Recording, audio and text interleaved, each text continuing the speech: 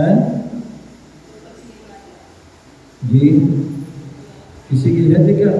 आपका गुरु भक्ति संस्कार यात्रा का, और अभी हमने गुरु की प्रभु की भक्ति की, और अब जो है दूसरा कार्यक्रम अपना प्रारंभ करते हैं। जिज्ञासा तुम्हारी समाधान गुरुदेव के। हाँ माता रानी, लोग जब पूजा करते हैं तो कोना पर है कि लौंग चढ़ाते हैं। बहुत से लोगों को मैंने देखा लौंग चढ़ाते हैं। बहुत सुंदर चढ़ाना चाहिए।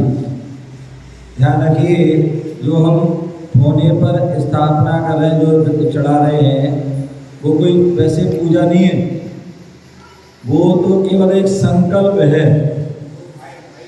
क्या है वो? एक संकल्प है। क्या है? पूजा का संकल्प है। इसका पूजा का संकल्प है। जब तक हम पूजा करेंगे तब तक जो है हम यहाँ वहाँ कहीं जाएंगे, कोई बातें नहीं करेंगे, पूरा अपने संयम से हम रहेंगे। तो एक संकल्प है, तो स्थापना करने की आवश्यकता नहीं है। हमारे सामने गुरु विराजमान है, हमारे सामने जिनवाणी विराजमान है, तो इसलिए उसकी कोई आवश्यकता नहीं है। वो तो जो है विशेष रूप से जब कोई विधान करते हैं, विशेष पंचकरण करते हैं, विशेष अर्चना करते हैं, विशेष, तब उस समय जो है स्थापना मतलब जो है बुलाते हैं। किनको बुलाते हैं? देवों आदि का आह्वान किया जाता है, ठीक है ना। तो उस समय वो स्थापना होती है। बाकी हम जो डेली की स्थापना होती है उसमें एक संकल्प मात्र है। क्या है? संकल्प मात्र है कि हम जो पूजा कर रहे हैं देवसार गुरु की, तो इसलिए वो संकल्प कर लेते हैं ओम ह्रीं और बाकी भावों से हम जो है परंपरा से जो चला आ रहा है तो उसको हम वो परंपरा भी निभाते हैं। पूजा करते स्थापना कर लेते पहले सबसे ओम ह्रीं देवसार अत्र तो संभूषण आवाहन अत्र दृष्टि ठाटा स्थापनम अत्र मम सनितो भव भव सर्वंदी ग्रंथ पढ़ते हैं ना। तो ये जो है, तो उसके लिए क्या होना चाहिए? उसके लिए जो आपके लिए या तो लौंग ले सकते हैं या पीले चावल। क्या? लौंग ले लीजिए, लौंग ले लीजिए या पीले चावल। ऐसा कुछ नहीं है, ऐसा कोई विधान नहीं है, कोई शास्त्रों में नहीं लिखा है कि जो है 3 लेना चाहिए 9 लेना चाहिए। ये तो हम करते हैं। आप तो पुष्प ले लीजिए और जो है उसकी स्थापना कीजिए। लौंग ले लीजिए, कोई गिनने की आवश्यकता नहीं। अन्यथा आप क्या करते हैं, गिनते रहते हैं जब तक पूरा मंत्र ही पढ़ लिया जाता है, समझ गए ना। और दूसरा चावल गिनते गिनते आधे चावल तोड़ देते हो। साबत चावल से स्थापना होना चाहिए, सूटी द्रव अयोग्य है, समझ गए ना। तो इसलिए चावल आदि पूरे चावल उनको गिनना नहीं चाहिए। पूरे चावल लो और स्थापना कर दो, लौंग लो और स्थापना, गिनने की कोई आवश्यकता नहीं। कहीं पर कोई शास्त्र में 9 चावल 3 चावल आदि का या लौंग आदि गिनने का कोई विधान नहीं है। दूसरी बात तो जो है लौंग भी कर सकते हैं और फूल आदि भी कर सकते हैं, ठीक है ना। तो एक संकल्प है। एक या हम परोक्ष रूप में क्या करते हैं, परोक्ष रूप में हम भगवान की जो है उनको आह्वान कर लेते हैं या गुरुओं का आह्वान कर लेते हैं। जो भी पूजा करते हैं वो आह्वान कर लेते हैं। ये जो है परंपरा, बाकी आवश्यकता नहीं है। बहुत से लोग सादा डायरेक्ट पूजा भी कर देते हैं जल से, ठीक है ना। ओम अरविंद जैन का जो है प्रश्न है, हाँ पूछिए अरविंद। मेरी 2 छोटी छोटी जिज्ञासाएं हैं। तो ये है कि ज्ञानावरणी कर्म को हम कैसे दृढ़ करें जिससे हमारे उन्नति में मार्ग प्रशस्त हो सके। हाँ, क्या आज जो 6वें आदि अध्याय में क्या 8 कर्मों के जो बंद के कर गए हैं, तो उसमें कहा है केवली शुद्ध संग धर्म देवा वर्णवादो, क्या उससे जो वहाँ पर दिया गया है कि ज्ञानावर्णी या दर्शनावर्णी का जो है आश्रव कैसे होता है, तो बोले केवली शुद्ध संग धर्म देवा अवर्णवादो, बोले केवली भगवान का अवर्णवाद करने से, जिनवाणी का अवर्णवाद करने से, धर्म का अवर्णवाद करने, देवों का अवर्णवाद करने से, केवली शुद्ध संग का जो चतुर्विध संग है, मुनि आर्य श्रावक श्रावका, इनके जो है इन पर दोष अलग, अरे आजकल संग होते नहीं है, साधु होते नहीं है, महाराज होते नहीं है, माता जी होते नहीं है। तो ये क्या है, पंचम काल में साधु नहीं होते। तो ऐसा अवर्णवाद करना क्या, ये जो है जो है केवली शुद्ध संग धर्म देवा, ये 5 हैं, इनका अवर्णवाद करने से ज्ञानावर्णी दर्शनावर्णी कर्म का आश्रय होता है। तो अब हमें इस कर्म ज्ञानावर्ण का आश्रय दर्शनावर्ण का आश्रय दूर करना तो कैसे होगा, तो केवली भगवान की पूजा करिए, उनकी अर्चना कीजिए, उनकी आराधना कीजिए, केवलियों की जो है मूर्ति आदि विराजमान कीजिए, मंदिर आदि जो बनवाइए, या जहाँ बन रहा मंदिर आदि वहाँ पर उनमें सहयोग कीजिए। जहाँ मूर्ति बन रही बड़ी आदि बड़ी बड़ी प्रतिमा बनती हैं उसमें हम सहयोगी बन जाएं। तो ऐसे जो है केवली कि भगवान की हम जो है भक्ति आराधना आदि करेंगे तो उससे, और दूसरा शुद्ध जिनवाणी की हमें क्या करना है, जिनवाणी की रखरखाव करना है। जिनवाणी को हम पढ़ते हैं तो सम्मान के साथ पढ़िए। अब बहुत से लोग जिनवाणी दबा लेते हैं, ऐसे कांख में, पैरों में, जमीन पर रख लेते हैं, बिस्तर पर आदि पर पढ़ते हैं, लेटे लेटे पढ़ते हैं। तो ये क्या है, ये जिनवाणी की अवहेलना है।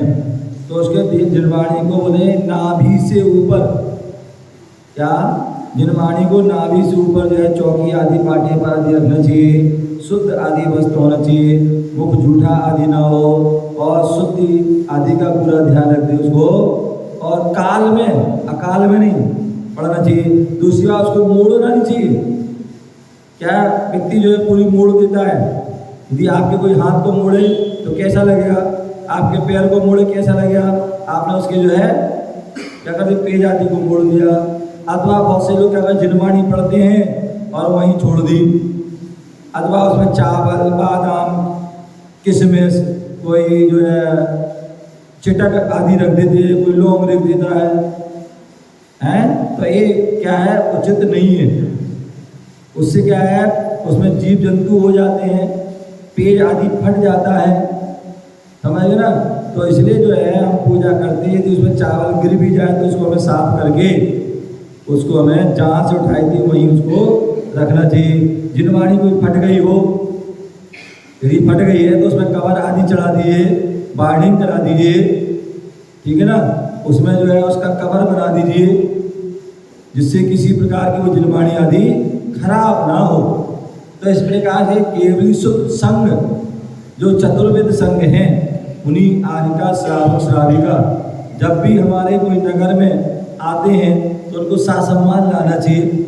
जाते हैं तो उनको सासम्मान, उनको दूसरे स्टेशन दूसरे स्थान पर भेजना चाहिए। जितने समय हमारे नगर में रहते हैं उनकी हमें आहार विहार निहार आदि में सहभागी होना चाहिए।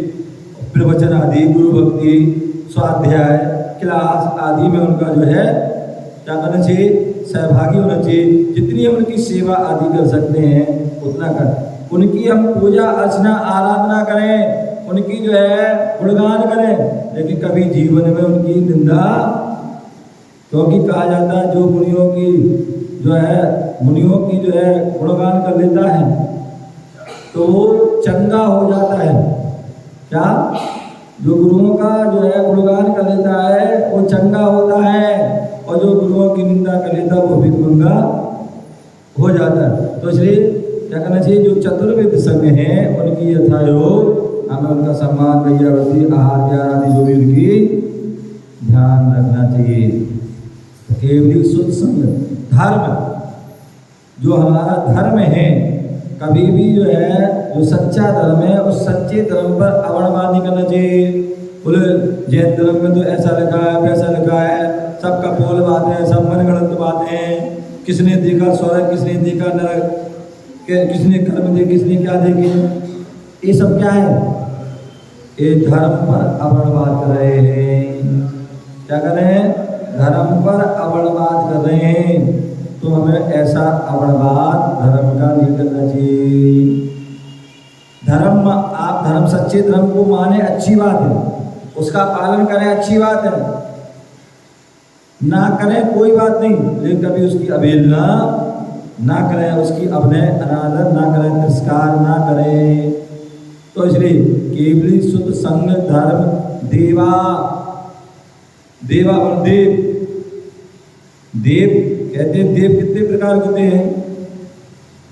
देव कितने प्रकार के होते हैं अम्मा? 4 प्रकार के। कितने प्रकार के? 4 प्रकार के। पहले देवादिदेव, पहले देवादिदेव अनंत देव, पहले देवादिदेव अनंत देव, दूसरे देवगति के देव, दूसरे देवगति के देव। और देवगति के देव भी 4 प्रकार के होते हैं। देवगति के देव भी 4 प्रकार के होते हैं, भवनवासी, व्यंतर, ज्योतिष और कल्पवासी। तीसरे जो होते हैं वो कुदेव होते हैं। क्या होते हैं? तीसरे जो होते हैं वो कुदेव होते हैं, जो अस्त्र वस्त्र शस्त्र आदि से जो सहित होते हैं वो क्या होते हैं? कुदेव की संख्या आती है। चौथे अदेव होते हैं। चौथे कौन होते हैं? अदेव। कोई वृक्ष में देव मान लिया, किसी ने जो पहाड़ में देव मान लिया, किसी ने नदी में देव मान लिया, किसी में जो पटरिया में देव मान लिया। ये सब क्या है? ये सब अदेव हैं। तो इसलिए क्या बोल रहे हैं? देव कौन से, यहाँ कौन से देव की बात चल रही है? यहाँ जो देव की बात चल रही है वो देवगति के देव। तो बहुत से लोग कहते हैं कि देवों को जो है बलि चढ़ाई जाती है, बलि मांग रहे हैं, शराब मांग रहे हैं, कोई शहद मांग रहे हैं, अशुद्ध आदि वस्तु मांगते हैं। तो ध्यान रखिए, जो देव होते हैं उन्हें इन वस्तुओं की आवश्यकता, उन्हें मांस की आवश्यकता है, ना अंडे की आवश्यकता है, ना शराब की आवश्यकता है, ना शहद की, किसी भी प्रकार की कोई वस्तु की आवश्यकता नहीं है। क्योंकि देव को, देव का आहार जो होता है वो हम जैसा आहार नहीं होता है। देवों का जो आहार होता है वो मनसा आहार होता है। क्या होता है? मनसा। उनका जो है कितने पक्षवार श्वास लेते हैं, श्वास लेते हैं, और कितने हजार वर्ष, कितने वर्षों, हजारों वर्षों बाद उनकी क्या होता है? जब भोजन की इच्छा होती है तो मन से जो है इच्छा होती है तो गले में उनके अमृत होता है, वो अमृत झर जाता है और वो तृप्त हो जाते हैं। और लोग कहते हैं कि जो है देव की शराब चढ़ाओ, कोई बलि चढ़ाओ, कोई जो है मांस चढ़ाओ, कोई शहद चढ़ाओ, आदि आदि और भी अनेक प्रकार की वस्तु। तो देवों के लिए उनकी आवश्यकता नहीं है, क्योंकि वो हम जैसा भोजन नहीं करते हैं। यदि ऐसा कोई कहता है कि उनको ऐसा करो, वो ऐसा, अथवा बोले देव कैसे होते हैं, बोले देव राक्षस जैसे होते हैं, उनकी सींग होती है, ये होती है, वो होती है, तो ऐसा जो कहता है वो देव का अवणवाद कर रहा है। तो इसलिए इन 5 के अवणवाद से बचें और 5 की हम यथायोग्य जिनकी पूजा करना पूजा करो, जिनका सम्मान करना उनका सम्मान करो। तो उससे हमारा क्या होता है? ज्ञानावर्णीकरण का क्या होता है? आश्रव रुक जाता है और उससे असंबद्ध होता है, आश्रव रुक जाता है। ठीक है ना? तो जो ज्ञानी है, ज्ञान की विनय करो। क्या? ज्ञान की विनय करो। और जो ज्ञान के धारी हैं, चाहे वो साधु हो और चाहे वो विद्वान हो, चाहे छोटे से छोटा बच्चा भी हो, यदि उसे भी ज्ञान है तो उसका भी सम्मान करो। क्या? सम्मान करो। तो उससे क्या होती है? ज्ञान की क्या होती है? ज्ञानावर्णीकरण का क्षय होता है और उसका क्षय उपशम होता है, ठीक है ना। तो इस प्रकार से उसका हमें ध्यान रखना है। दूसरी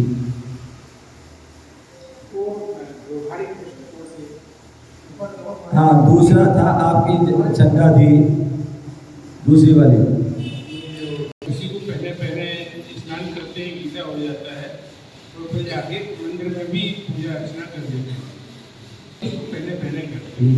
जबकि व्यवहारिक रूप में हम मानते ये हैं कि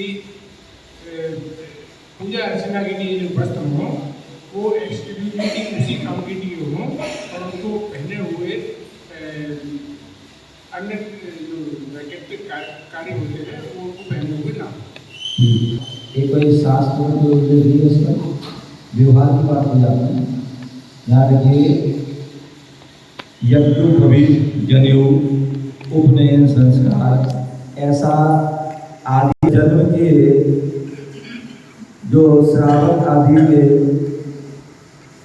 53 यज्ञोपवीत प्रतिष्ठा ग्रंथों में और दान शासन ग्रंथों में उल्लेख मिलता है, आदि पुराण में उल्लेख मिलता है कि आप ये बताइए, बोले श्रावक किसे कहते हैं? श्रावक किसे कहते हैं? अम्मा सुनो, बात नहीं, अभी मैं बोल रहा हूँ। श्रावक किसे कहते हैं? श्रावक की क्या पहचान है? तो जो श्रावक की जो श्रद्धावान हो, विवेकवान हो, क्रियावान हो, वो श्रावक है। अब हम कैसे जाने कि तुम क्रियावान हो, कि तुम विवेकवान हो? आज के जो गृहस्थ है, जैन श्रावक है, आज जो है सब कुछ करते हैं, कोई विवेक का ध्यान नहीं रखते हैं, कोई क्रिया का ध्यान नहीं रखते हैं। बोले प्रतिष्ठा आदि ग्रंथ में कहा पूजा करने का अधिकारी कौन है? अभिषेक करने का अधिकारी कौन है? बोले जो श्रावक है, जिसने अष्टमूल गुणों के संस्कार हैं। आदि पुराण में लिखा है कि ऋषभ राजा ऋषभ देव ने जब उनके पुत्र भरत का जन्म हुआ तो उन्होंने जो है 45 दिन बाद, आपने सुना हो, 45 दिन बाद मंदिर ले जाते हैं पहली बार, तो उस बच्चे का संस्कार किया जाता है अष्टमूल गुणों का, और विशेष रूप में उनमें माता पिता को कहा जाता है कि अब जो इन अष्टमूल गुणों का पालन तुम्हें कराना है 8 वर्ष तक, और 8 साल का जैसा होता है तो पुनः उसको मंदिर में लाइए, किसी गुरुओं के पास ले जाइए, कोई प्रतिष्ठाचार गृहस्थाचार के पास लेके जाइए और उसके जो है श्रावक के जो है संस्कार करिए, उसको अष्टमूल गुण प्रदान कीजिए कि भैया अब तुम जब तक अष्टमूल गुणों को नहीं दिया, ग्रहण नहीं किया, उसके संस्कार नहीं, तो वो श्रावक नहीं है। आप कितना भी लिख लो श्रावक श्रेष्ठी फलानी श्रेष्ठी, कहने के वो जब तक आपके लिए संस्कार नहीं किए वो श्रावक नहीं हो सकता है। और यही कारण है कि कर्नाटक, महाराष्ट्र आदि में आज भी वो परंपरा है। और वो क्या परंपरा है कि जब तक 8 साल में श्रावक के श्राविका के संस्कार नहीं हो तो आपस में शादी ब्याह आदि कोई कार्यक्रम नहीं करते हैं।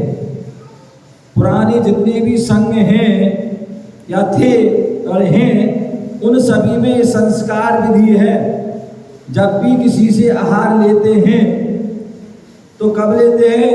जब वह श्रावक के मूल गुणों का धारी हो, श्रावक के अष्टमूल गुणों का धारी हो। और श्रावक के अष्टमूल गुणों में आचार्यों उल्लेख करते हैं 5 उदंबर फल का त्याग, 3 मकार का त्याग। 5 उदंबर फल बड़, पीपर, उमर, कटूमर, पाकर, छोटे फल होते हैं जिनको फोड़ते ही असंख्यात जीव उड़ते हुए नजर आते हैं। तो ऐसे 5 उदंबर फल का त्याग और मध्य मास मधु 3 मकार का त्याग। आचार्य समंत्रपद स्वामी ने कहा है 5 अणुव्रतों को धारण करना और 3 मकार को त्याग करना, ये क्या है? अष्टमूल गुण है, ठीक है ना। आचार्य जो है पद्मनंदी पंचविंशतिका में उन्होंने कहा है 5 पाप का त्याग करना और 3 जो है गुण, जो 3 जो मकार का त्याग करना, ये जो है अष्टमूल है। आचार्य अमृतचंद स्वामी ने भी इन्हीं को कहा है। आशाधर पंडित जी ने भी जो है 5 नंबर फल, 3 मकार, रात्रि भोजन का त्याग, पानी छान के पीना, जीव दया का पालन करना और देव दर्शन करना, ये अष्टमूल। तो ऐसे जो है का, अब उसकी पहचान कैसे हो कि ये श्रावक है? तो जैसे मुनि की पहचान के लिए क्या है?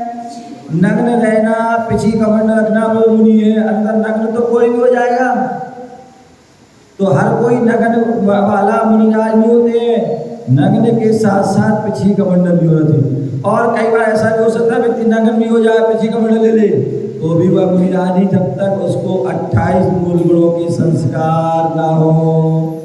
वह मन जो है द्रव्य से और भाव से उसके जो है जब तक त्याग नहीं करे, व्रतों का पालन नहीं करते, वह मुनि नहीं है। तो उसी प्रकार श्रावकों के लिए कहा है कि अष्टमूल तुम्हारे हैं कि नहीं, कैसे पता हो?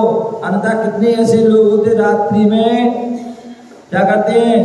रात्रि में क्या करते हैं? शराब आदि पीते हैं, मांस अंडे आदि खाते हैं, और मालूम पड़ा सुबह जाकर भगवान का अभिषेक करते हैं, मुनियों को आराधना देते हैं। ऐसे बहुत कम होंगे, लेकिन करते हैं। हाँ, तो इसलिए जो है उनकी पहचान कैसे हो, कैसे? इसलिए मंदिर में अतिशय नहीं रहता है, इसलिए चमत्कार नहीं होते हैं, इसलिए साधु की जो है चर्या में भी दोष लग जाते हैं। क्योंकि जैसा खाएंगे अन्न वैसा होगा मन, जैसा पिएंगे पानी वैसी होगी वाणी। जैसा शुद्ध व्यक्ति आहार देगा वैसे असर पड़ता है। चोर आहार देगा तो व्यक्ति के क्या होंगे? चोरी करने के भाव होंगे। और कोई धर्मात्मा वृत्ति श्रावक भोजन देता है, उसकी देखिए कई बार मैं देखता हूँ कि बहुत से श्रावक होते हैं, वृत्ति श्रावक, और बड़े भद्र परिणाम, सरल परिणाम होते हैं, और बड़ी शुद्धता से पवित्रता से दाल रोटी खिलाते हैं। लेकिन बड़ा दिन भर बड़ा आनंद आता है, साधना में आनंद आता है। और बहुत से गरीब लोग बड़े बड़े लोगों के घर जाते हैं आहार करने, सेठ साहूकार के यहाँ, और वहाँ आहार तो करते हैं, वो पूड़ी पकवान और लड्डू पेड़ा सब खिलाते हैं। लेकिन कई बार उनके भोजन करने के बाद सामायिक मन नहीं लगता, मन बेचैन हो जाता है, भाव बिगड़ जाते हैं। समझ गए क्यों? क्योंकि वहाँ पर द्रव्य शुद्ध नहीं है।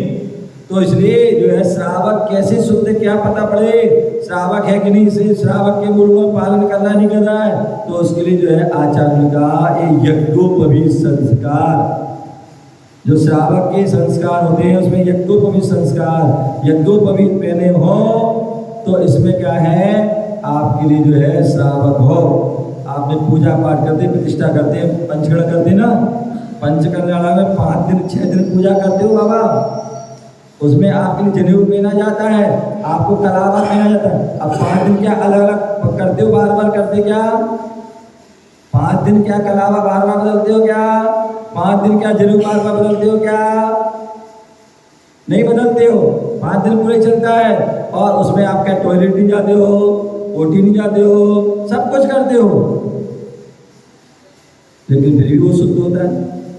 तो ध्यान रखिए, वह जो जनेऊ जो है यज्ञोपवीत है, टॉयलेट जाने पोटी जाने से वो अशुद्ध नहीं होता है। समझ गए? हाँ, मंत्र से अभिन्न है। और वहां से जाने के बाद जब हम वापिस आते हैं उसको गीला कर लो और उसमें 9 बार नमो कर पढ़ो, मंत्र शुद्धि। क्या होता है? आप देखिए पंचकर्णा प्रतिष्ठा होती है, बड़े बड़े शोभा यात्रा होती है, सब में क्या होते हैं? पंडित जी क्या करते हैं? मंत्र शुद्धि होती है, सकलीकरण आदि मंत्र शुद्धि होती है, उनमें जो है वो शुद्ध हो जाता है। इसी प्रकार हमने टॉयलेट गए, पोटी गए, तो उसमें क्या होता है? 9 बार नमोकार पढ़ जाता है और धो लिया, शुद्ध हो जाता है। दूसरी बात, कई बार ऐसा होता है, वैसे तो जनेऊ चढ़ाया जाता है, लघु शंका जाते हैं, कान बार 3 बार चढ़ाओ, पोटी जाओ 3 बार चढ़ाओ, और नाभि से नीचे रहता है। लेकिन कई बार क्या होता है, बहुत से लोग जो बड़े बड़े लोग होते हैं, बोले महाराज जी हमें दुकान जाना पड़ता है, हमें कॉलेज जाना पड़ता है, हमें जो बाजार में जाना पड़ता है, अब वहाँ पर पानी नहीं मिलता है, वहाँ कान चढ़ाई श्रम लगेगी। तो इन सारी बातों को ध्यान रखते भैया कहते हैं कोई बात नहीं, हमारी तुम्हें भी कोई परेशानी ना हो, और हमारी जो है क्या नाम पद्धति को समाप्त ना हो, तो इसलिए क्या करते हैं, उसको नाभि से ऊपर कर देते हैं। क्या करते हैं, नाभि से ऊपर कर देते हैं, और नाभि से ऊपर करने से फिर क्या होता है, आपको चढ़ाने की आवश्यकता नहीं है। ठीक है ना। आप पंचकला कराते हैं, विधान होता है, उसमें बहुत सारे एक्स्ट्रा नियम दिए जाते हैं कि आपको शुद्ध भोजन करना है, जमीन पर सोना है, ब्रह्मचर्य का पालन करना है, ये करना है, वो करना है। वो केवल 8 दिन के 5 दिन के लिए है। यदि हम नॉर्मल प्रतिदिन जनेऊ पहनते हैं, 12 महीने जनेऊ पहनती हैं, तो उसमें आपको ब्रह्मचर्य की आवश्यकता ऐसी कोई नहीं है, ना ही आपको शुद्ध भोजन की आवश्यकता है। बस अष्ट मूल गुणों का पालन करने की आवश्यकता है। नाभि से ऊपर करिए तो आपको किसी प्रकार, चाहे सो, चाहे आप जागो, चाहे लेटिंग जाओ, बाथरूम जाओ, कहीं भी जाओ, उसमें आपको कोई अशुद्ध होने वाला नहीं है। इस बात को जो है हमें ध्यान रखना है। ठीक है ना।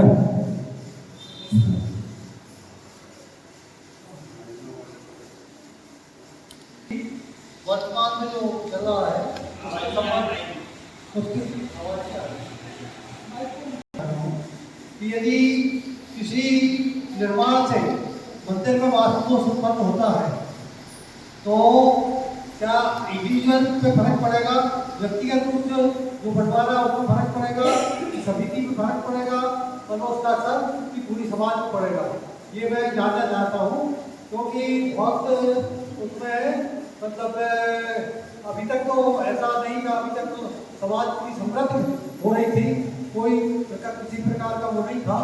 और अभी कुछ संदेह वो आ रहे, संदेह हो रहे हैं कि अपने नए निर्माण से कुछ दोष उत्पन्न हो रहे हैं, जैसे बाउंड्री से लग गया, या वजन उत्तर दिशा में ज़्यादा हो गया, या और कुछ दोष स्तंभ में रेल दोष उत्पन्न हो रहा है।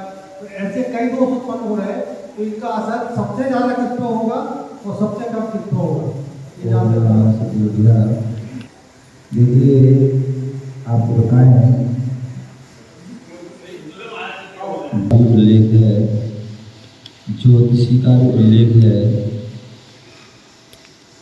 लेकिन सर्वथा कुछ भी नहीं है। हम सर्वथा उसको मान के बैठ जाएं तो कुछ भी नहीं। ठीक है ना। हमारा जैन धर्म कहता है कि सबसे ज़्यादा यदि महत्व है तो हमारे कर्म का है। क्या है?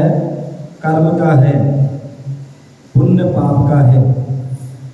यदि आप देखिए ऐसे कितने सारे मंदिर बता देंगे, आपके कितने सारे स्थान बता देंगे जहाँ पर बहुत सारे दोष रहते हैं, लेकिन फिर भी मंदिर में खूब अक्षय होते हैं, खूब चमत्कार होते हैं, और समाज जो है खूब फलीभूति होती है। ठीक है ना। बहुत सारे ऐसे प्राचीन जो है मंदिर हैं, और हम कई बार हम देखते हैं कुछ लोग वास्तु के चक्कर में अतिशयकारी बड़े से बड़े अच्छे सुंदर भव्य प्राचीन मंदिरों को तोड़वा देते हैं, और वास्तु के चक्कर में और मानो बड़ा नए नए मंदिर बनवा देते हैं, जिससे प्राचीनता सारी समाप्त हो जाती है। क्या होती है? पूरा जो हमारा अतिशय होता है, जो चमत्कार होता है, जो उसका प्रभाव होता है, वो प्रभाव सारा समाप्त हो जाता है। सारी बढ़िया से बढ़िया बिल्डिंग तो बन जाती हैं, बढ़िया से बढ़िया मंदिर तो बन जाते हैं, वो केवल एक क्या होते हैं, एक प्रदर्शनी, 100 पीस हो जाती है। केवल जैसे जो था प्रदर्शनी होती ना, या म्यूजियम जैसा हो जाता है कि आओ देखो, लेकिन वो भाव उसमें वो लगते नहीं है, वो भाव भंगना नहीं होती है। कितने सारे आप देखिए पूरे हिंदुस्तान में जाइए, पहले के आप जो है कोई भी मंदिर ले लीजिए, चाहे वो महावीर जी का हो, तिजारा का हो, चाहे बहुत सारे जितने भी मंदिर हैं, जो प्राचीन मंदिर थे, जो उनके अंदर जो एनर्जी थी, जो मंदिर में जाने से जो है हमारे अंदर जो एक अलग ही शक्ति ऊर्जा मिलती थी, वो आज वो है जो है कहीं भी आप चले जाइए वो नहीं है। क्यों? क्योंकि हमने वास्तु दोष के माध्यम से हमने प्राचीनता सारी नष्ट कर दी, और जो है नई नई बिल्डिंग आदि आपने जो इसमें खड़ी कर दी। और यदि आज हम जो है वास्तु की बात करें, यदि हम पूर्ण रूप से वास्तु की बात करें तो ऐसा जो है बहुत दुनिया के जो मंदिर हैं उसमें अधिकांश जो है 90% मंदिर सब उनको ध्वस्त करना पड़ेंगे आपको, समझ गए ना। पूर्ण रूप से आप उनको जो है निर्दोष जो है आप उनको बनाया नहीं जा सकता है, लेकिन हाँ फिर भी जो है हमें यथा योग हमें वास्तु और ज्योतिषी में कहता हूँ पुण्य पाप हमारा 80% मानता हूँ, और जो है ज्योतिषी और वास्तु में 10% मानता हूँ, उनका प्रभाव 10% मानता हूँ, ठीक है ना। तो इसलिए आप सर्वथा कितने सारे लोग परेशान हो जाते हैं। एक वास्तुकार आया, उसने कहा ये तुम्हारा दरवाजा गलत है, दूसरा आया ये तुम्हारी खिड़की गलत है, तीसरा ये पिलर गलत है, तीसरा चौथा ये भीम गलत है, पांचवा या अब तुम तोड़ते रहो। कभी जीवन में तुम्हारा वो मंदिर या कोई भी घर तुम्हारा पूर्ण रूप से दोष नहीं हो सकता है, समझ गए ना। शास्त्रों में उल्लेख मिलता है कि हो सकता है आपके कोई मंदिर हो या घर हो या कुछ भी हो, फैक्ट्री हो, तो प्रयास ये हो कि जो है बनाते समय आप जो है उन दोषों को ध्यान रखें। आप देखिए आज अधिकांशतः सब जगह जितने भी बड़े बड़े शहर हैं उन सारे शहरों में आज आप घर में रह रहे हो, क्या आपके घर शुद्ध हैं क्या? जहाँ पर जो है रसोई होना चाहिए वहाँ लैट्रिन बाथरूम है, जहाँ मंदिर होना चाहिए वहाँ जो है किचन है, आदि कितनी सारी जो है दोष होते हैं। अब फ्लैट में क्या करोगे आप? सारे फ्लैट जो है एक से है, अब तोड़ो सारे। तो अधिकांश जो है उन चीज़ों पर हमें ज़्यादा विशेष ध्यान नहीं रखना चाहिए, हमें विशेष प्रयास हो यथा जितना हो सकता हो, अन्यथा जो है अपने पुण्य को बढ़ाओ, भगवान की भक्ति करो, निर्दोष अपनी पूजा आराधना करो, अनुष्ठान करो, और उनको करने से साधु संतों को लाएं, उनके जो है उनका प्रवास हो, तो धार्मिक अनुष्ठान हो, जाप अनुष्ठान हो, अवन अनुष्ठान हो, आदि बहुत सारे अनुष्ठान हो, तो उन अनुष्ठान से वो बहुत सारे दोष जो है टल जाते हैं, ठीक है ना। तो इन बात अथवा जो वास्तु में जो दोष होते हैं उन दोषों का निराकरण के लिए बहुत सारे उपक्रम भी होते हैं। अब कोई व्यक्ति आया मेरे पास बोले मुनि श्री दक्षिण दिशा में मकान लेना चाहिए जी, दक्षिण की मकान लेना चाहिए। आप भैया क्या करें भाई, तुमने जो है सब कुछ कर लिया है, अब मना करें तुम कौन सी मेरी बात मान जाओगे? मान नहीं सकते हो और बदल नहीं सकते हो। अब कितने तुम हर किसी को उत्तर दिशा में नहीं मिल सकता है, हर किसी को पूर्व दिशा में नहीं मिल सकता है, समझ गए ना। तो उसके लिए बहुत सारे उसके नियम होते हैं कि हम जो है दक्षिण दिशा में मुखी मकान है तो उसके सामने कोई पेड़ आदि हो, रास्ता हो, आदि कुछ भी जो है आप कर लीजिए, तो उससे जो है बहुत से उसके उपचार हैं, उनको करने से जो है वो दोष क्या होते हैं, दोष दूर हो जाते हैं। तो इसलिए जो है हमारे लिए चाहे वो मंदिर हो, चाहे वो किसी प्रकार निर्माण कार्य हो, घर गृहस्थी आदि का, उनमें यथायोग प्रयास करें कि हम उसका देखें। जब उसका कोई दोष का जो है अन्य किसी प्रकार से नहीं हो सकता है, तो उसके और भी कई प्रकार के जो है दोष के निवारण हैं, उनको होना चाहिए। कुछ भी मान ली कुछ हो रहा है और हमने कह दिया कि उसके कारण हो रहा है क्या, तो ऐसा हम सर्वथा उसको नहीं कह सकते क्योंकि हम केवली नहीं है। क्या एक केवली का विषय हो सकता है आपका पाप कर्म का दया हो, क्या आपका पाप कर्म कर रहा है और आपके पाप कर्म की वजह से हो रहा है। आपने कह दिया मंदिर बन रहा था इसलिए हो गया, या धर्मशाला बने थी इसलिए हो गया, या मान स्तंभ बन रहा था ऐसा हो गया, तो ऐसा उसमें सर्वथा हम नहीं कह सकते हैं। ये तो भाई सहयोग बन जाते हैं कि भाई काम चालू हुआ उसी समय तुम्हारा कोई एक्सीडेंट हो गया या कुछ भी हो गया, बीमार हो गया, कुछ भी हो गया, तो ये हम जो है ये सर्वथा नहीं कह सकते इसी कारण से हुआ है। हाँ ये बात अलग है, शास्त्रों में उल्लेख ये भी मिलते हैं कि जब पंचकर्म आदि होते हैं, कोई विधि विधान होते हैं, तो उसमें यथायोग हमें उसको जो मंदिर बनवाता है, जो कमेटी होती है, प्रतिष्ठाचार होते हैं, गुरु महाराज होते हैं, तो उन सबको मुहूर्त आदि हर चीज़ का उसमें ध्यान रखना चाहिए। और ध्यान रखें तो उससे किसी प्रकार की विघ्न बाधा नहीं आती है। अथवा किसी प्रकार का कई बार हम देखते हैं पंचकर्म हो रहा है, विधि कोई कोई विधान हो रहा है, ध्वजारोहण होता है और ध्वजारोहण का मानव दक्षिण में चला गया या पश्चिम में चला गया, तो उसका अनुष्ठान होता है, उसकी जाप आदि विशेष शांति मंत्र आदि अनुष्ठान होते हैं, उससे वो जो है प्रतिकार हो जाता है। तो इसलिए जो है बहुत सारे उसके जो है क्या होते हैं, जमीन ली आपने, जमीन का परीक्षण होता है और परीक्षण में हो सकता है आपकी हड्डी निकल जाए या कोई अशुद्ध वस्तु निकल जाए या उसमें और भी कुछ जो है दोष हो, तो उसका जो है विधान पूजा पाठ आदि जाप अनुष्ठान उसकी जो है उसको मतलब जो भूमि सोती हुई मिल जाए तो उसको जागृत किया जाता है। विशेष अनुष्ठान पूजा पाठ विधान आदि आदि करने से क्या होता है वो उसके दोष दूर हो जाते हैं। तो इसलिए हमें ज़्यादा इन विकल्पों में धर्म का काम हो रहा है।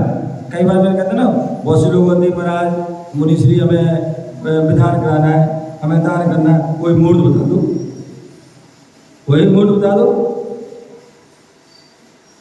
अरे भाई तेरे पूजा करने के भाव हुए, मंदिर बनवाने के भाव हुए, प्रतिमा लाने के भाव हुए, धर्म बैरागण के भाव हुए, उस समय कोई मुहूर्त नहीं देखा जाता है। समझे ना, जिस समय जो काम कर लो कोई मुहूर्त होता है। तीर्थंकर भगवान ने कोई मुहूर्त नहीं देखा, उन्होंने जब भाव हुए तब उन्हें जो है बैरा को तभी वो तिथि श्रेष्ठ हो गई। समझ। हाँ, यदि आपको कोई पाप करना हो, क्या पाप करना हो, कोई व्यसन में लिप्त होना हो, चोरी आदि करना हो, क्रोध कषाय आदि करना हो, ईर्ष्या करना हो, राग द्वेष करना हो, उसके लिए आप मुहूर्त निकालो। क्या आत्महत्या करना हो या कुछ भी करना हो उसके लिए मुहूर्त निकालो। और जब मुहूर्त निकालोगे तब तक आपके भाव बदल जाएंगे। तो इसलिए जब भी आपके अच्छे काम होते हैं या अच्छा कोई कार्य होता है, हमें उसमें जो है सकारात्मक सोच होना चाहिए, पॉजिटिव। और पॉजिटिव सोच रखोगे तो उससे अच्छा अच्छा अच्छा होता है। और यदि आपने नेगेटिव सोचोगे, क्या नेगेटिव सोचोगे तो उससे वो नेगेटिव ही हो जाता है। तो जब भी कोई भी कार्य हो, धार्मिक कार्य हो, चाहे वो पूजा पाठ मंदिर निर्माण आदि इसकी धर्मशाला जो भी निर्माण है, उस कार्य में जितना हो सके हमारे लिए उसमें सहभागी होना चाहिए। उसकी में कभी किसी प्रकार की कोई बाधा में सहभागी नहीं होना चाहिए। इस प्रकार से ध्यान रखें। और करने के पहले वास्तु आदि का हमें ध्यान रखना चाहिए। जब कार्य चालू हो जाए फिर वास्तु आदि को पीछे छोड़ देना चाहिए। और कहते हैं जो हमारे गुरु महाराज होते हैं, क्या गुरु महाराज होते हैं, गुरु महाराज ने कह दिया यहाँ ये काम करना है, तो सबसे बड़ा वो वास्तु, सबसे बड़ा ज्योतिष, सबसे बड़ा मुहूर्त है। अब वो जो कुछ होगा वो समझेंगे। तो इसलिए हमें ज़्यादा विकल्पों में हम उनसे बड़े, वो बहुत बड़े तपस्वी हैं, बहुत बड़े साधक हैं, बहुत बड़े संत हैं, मतलब साधक हैं, जिन्होंने सब कुछ जो है छोड़ दिया, इतनी बड़ी कठोर तपस्या करते हैं। तो उन्होंने जो कह दिया तो वो उनको हमें पत्थर की लकीर मान करके वो काम कर देना चाहिए। उसमें किसी प्रकार की विघ्न बाधा नहीं आती है। इस प्रकार से हम उसको ध्यान रखना चाहिए। ओम नमः सिद्धेभ्यः। एक जो है प्रश्न बोले, मुनिश्री मैंने सुना है आप जो है आपके सानिध्य में, आपकी प्रेरणा से दिल्ली हरियाणा के बॉर्डर पर सोनीपत राय तहसील असावरपुर में कोई लघु संवेद शिखर बन रहा है। तो वह लघु संवेद शिखर बनाने की आपके भाव कैसे हुए, इसने किया है क्यों, क्या वो चिंता है वहाँ पर, क्या जरूरत पड़ी, क्या आपके ऐसे भाव बने। ध्यान रखिए, हम सभी भारत देश में रहते हैं और भारत देश की जो राजधानी है वह दिल्ली है। और दिल्ली में पूरे देश, क्या पूरे देश विदेश पूरे विश्व के लोग आते हैं। और जब विश्व के लोग आते हैं तो वहाँ पर दिल्ली में जो है अनेक धर्मों के अनेक क्षेत्र हैं, अनेक स्थान हैं, अनेक देखने की जो है पर्यटक चीज़ हैं। जब मैं 2005 में दिल्ली पहुंचा और 5 से लेकर के जो है 12-13 आदि तक चारों ओर वहाँ दिल्ली में, हरियाणा में, उत्तराखंड में, हिमाचल में, उत्तर प्रदेश में, बिहार में, झारखंड में, राजस्थान में, मध्य प्रदेश में आदि अनेक प्रांतों के हमने जो है विचरण किया। और विचरण करने के बाद पुनः दिल्ली पहुंचे तो मन में भाव हुए कि जो हमारे जैन जैसे जो है हिंदुओं में उनके 4 धाम हैं, लोग उनकी यात्रा करते हैं। सिखों में जो उनका जो है जो स्थान है अमृतसर आदि है, वहाँ जाते हैं। मुस्लिमों में जो है मक्का मदीना आदि जाते हैं।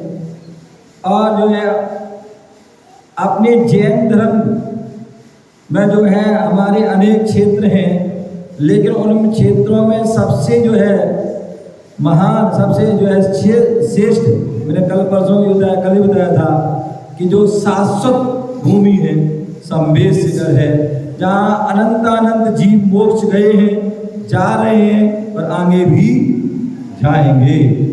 कितनी 24 मोक्ष चली गई और कितनी आगे जाएंगी, ऐसी वह शाश्वत भूमि संवेश शिखर है।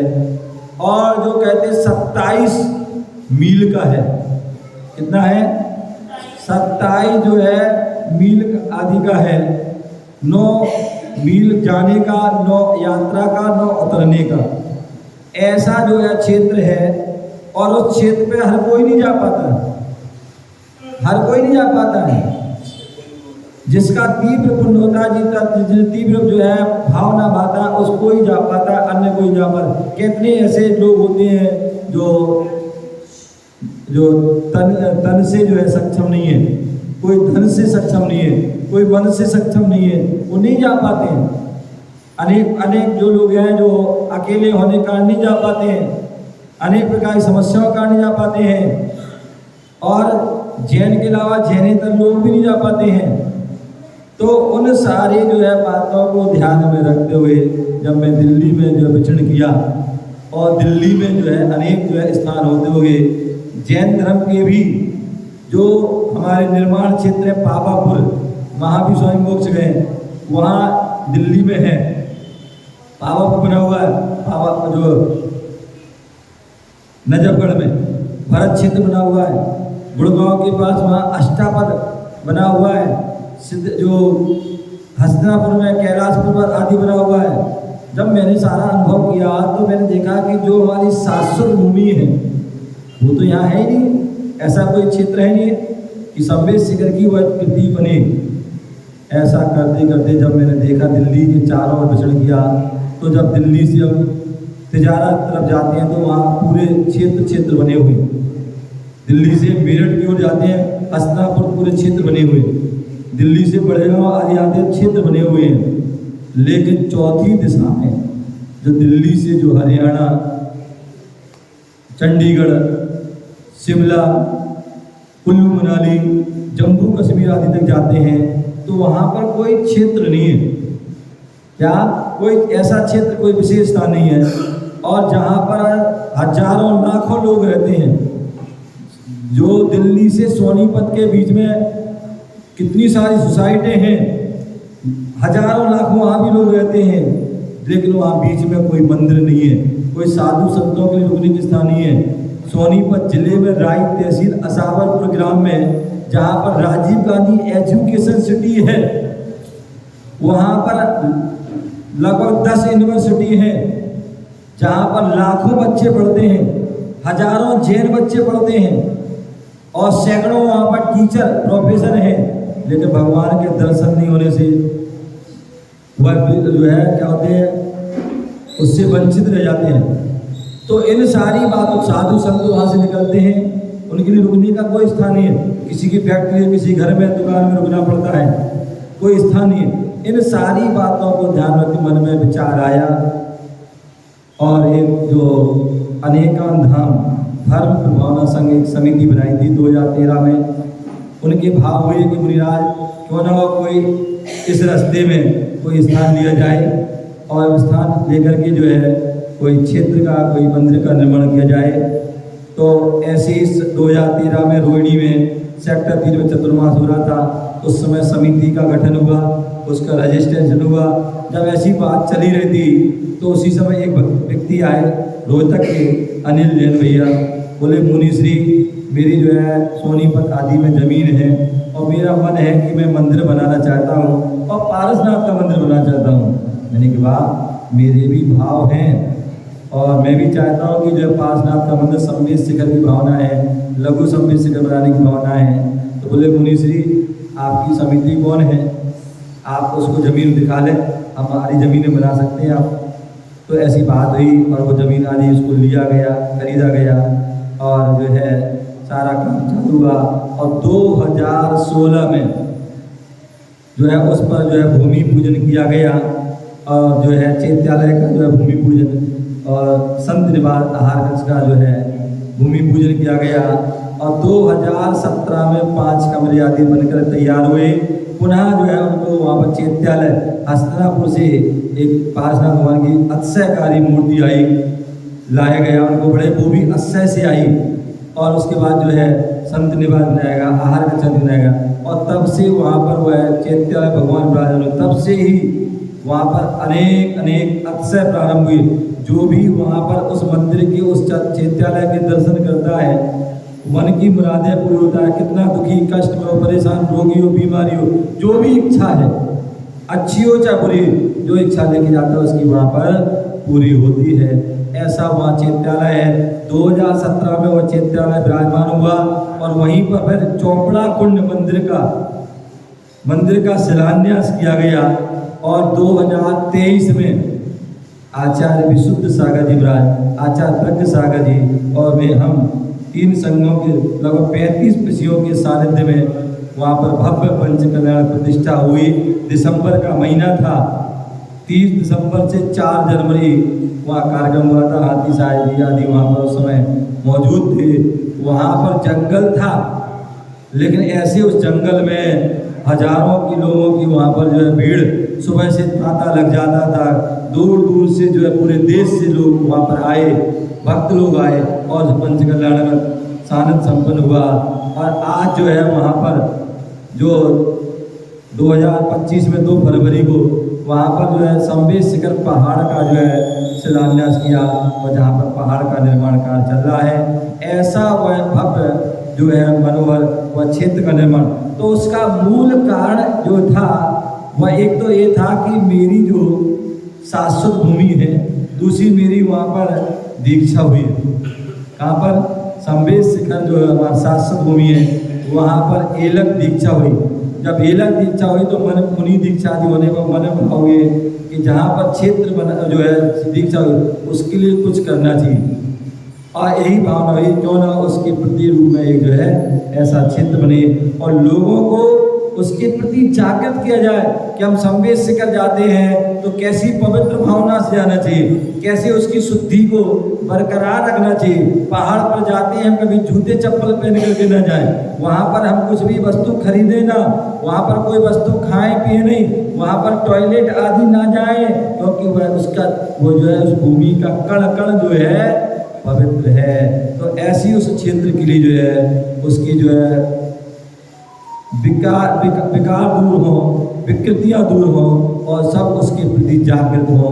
इस भावना से जो है उस लघु संवेद शिखर की रचना की जा रही है। और आप सभी जानते हैं जब भी किसी क्षेत्र की, मंदिर की या कोई भी जो है धर्म कार्य की जो हम करते हैं तो उसमें जो है तन मन और धन की जो है आवश्यकता होती है। उसमें सभी लोग जो है सहभागी होकर के पुण्य उसका अर्चन करते हैं। आपने सुना होगा, आप खजुराहो गए होंगे, खजुराहो के कितने विशाल विशाल मंदिर बने हुए।